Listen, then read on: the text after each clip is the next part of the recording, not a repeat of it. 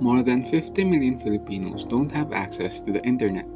It is forecasted that an estimated 15.5 million Filipino households or 63.55 million Filipinos will have internet access at home by 2025. By then, the country will also have an estimated population of 115.95 million people.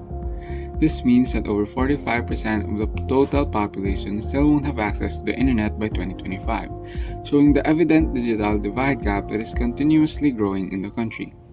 The gap is made by those who have access to modern technology versus those who do not.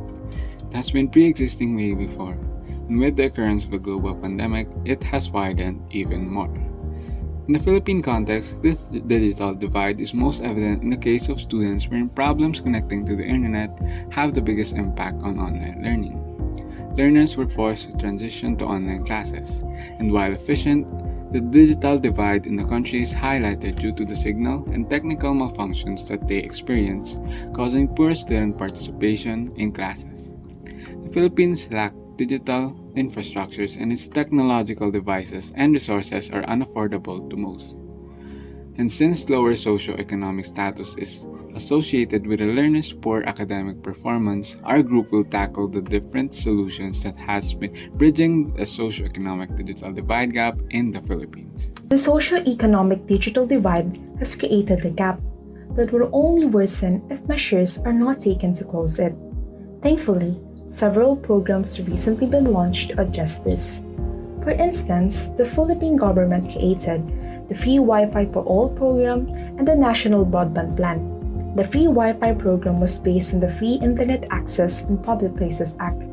This act mandates that users have free internet access in public areas and a minimum internet speed of 2 megabits per second.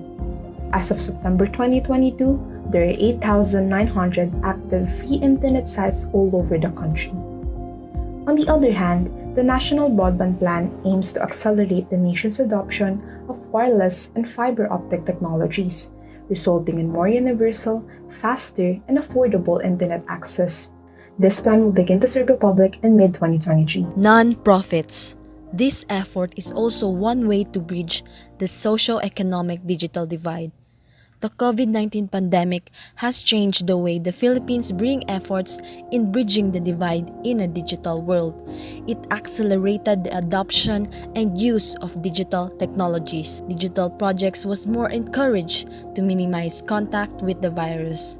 Non-profit projects help provide digital tools, computers, laptops, and digital literacy training to people who do not have access to information and communications technology and the internet.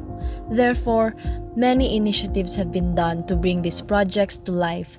In the Philippines, the Department of Education provided 40,000 laptops to teachers, personnel, schools, and field offices. PLDT, Globe, Converge, Dito, and Sky are the biggest names in the telco industry in the Philippines. These companies are actively pursuing initiatives in response to the technological gap in the country, such as improving digital infrastructures, aggressive construction of cell sites, extending broadband lines and fiber cables to underserved communities, developing and devising internet plans, and funding innovation grant programs. Despite these efforts, the reality is that we have much to catch up insofar as consumer satisfaction with internet services is concerned. A recent study shows that we are among the countries with the most expensive but comparatively mediocre internet service. However, this implication doesn't necessarily mean that we haven't improved at all. That said, we must also not be too content with the current system. Our country still has many bridges to build to close the gap eventually.